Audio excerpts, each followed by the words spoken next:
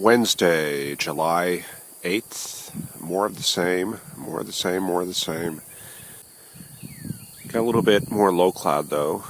A little bit of cumulus rolling in and a little bit of that moisture coming up from the south.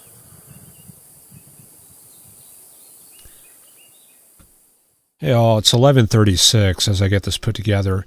Been kind of a busy day and I had to clean some adware off my kid's computer.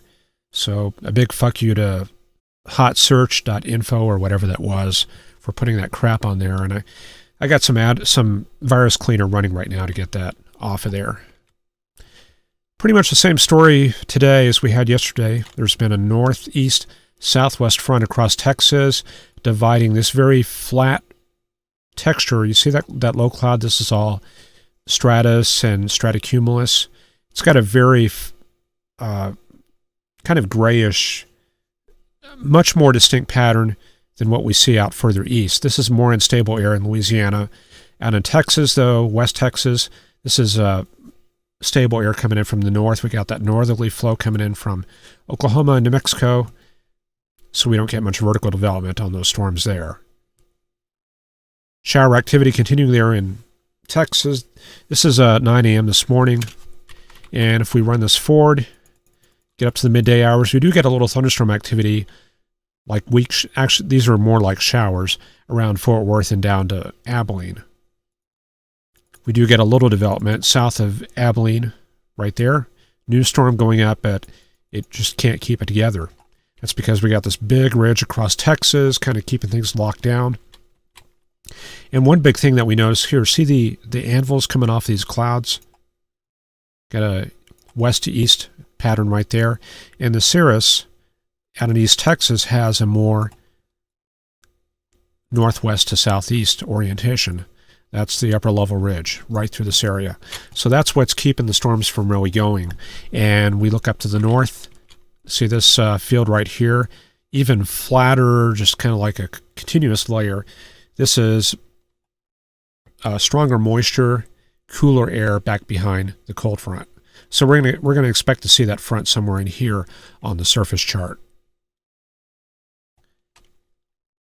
So here's the surface chart for 11 p.m. You can definitely see that southeasterly flow coming off the Gulf, but it's a little bit unusual for this time of the year because we have southeasterly flow across much of West Texas. Normally, this this surface flow kind of goes north towards Kansas. That's what we usually see. So there's some upper level lift along the lee side of the Rockies that's drawing the low level air back up there.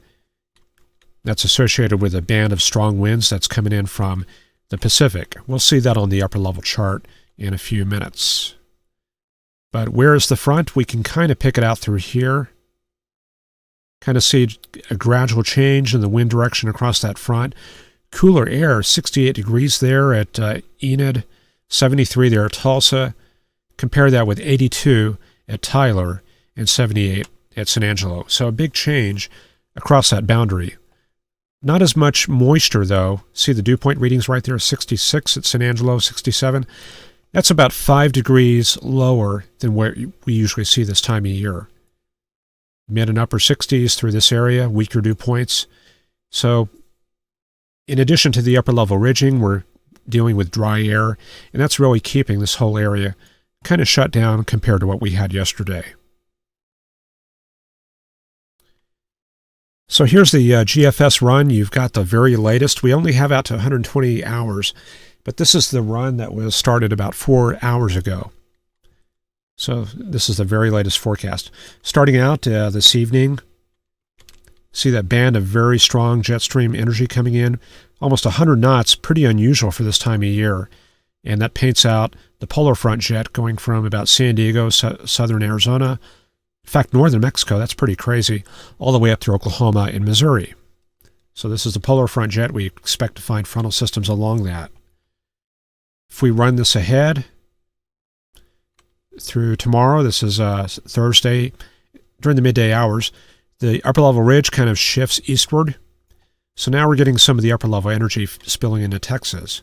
This will probably allow for an increase in thunderstorm activity across Texas, especially along the remains of that boundary It'll probably be lifting north over the next 12 to 24 hours, but we will get more redevelopment in West Texas.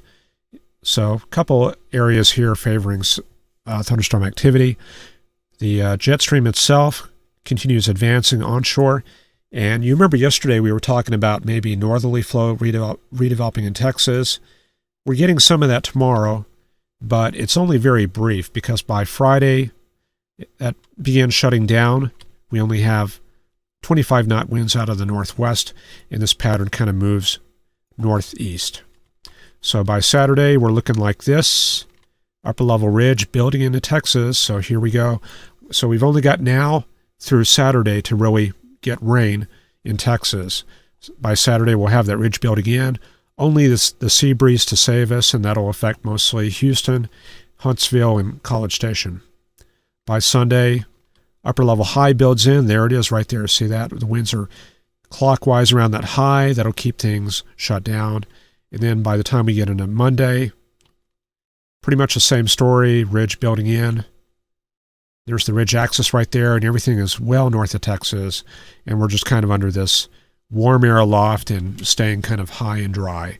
Probably temperatures will be coming up to the mid to upper 90s at the beginning of next week. So probably a good time to set up your pool and just, take July for what it is. And that's about all I have right for here. It's like 11:44 p.m. Yeah, definitely p.m. And I got to get this video uploaded. So I'll go ahead and get this done, and hopefully you enjoy it.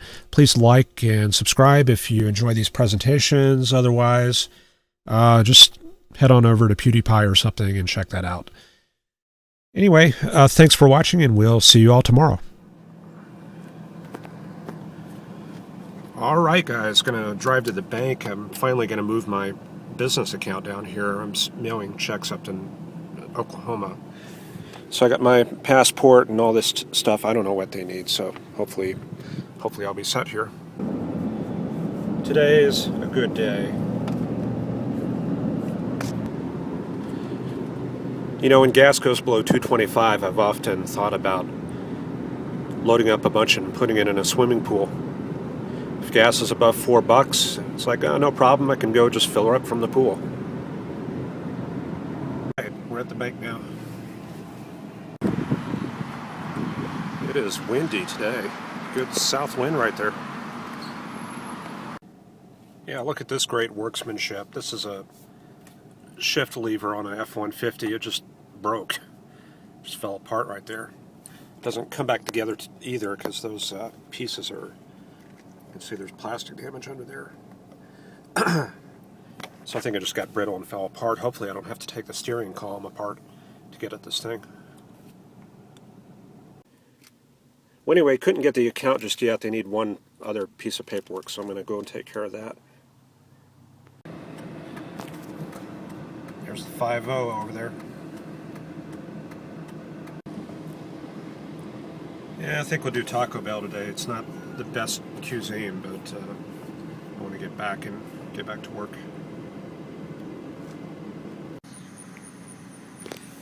Cumulus is building up a little bit there.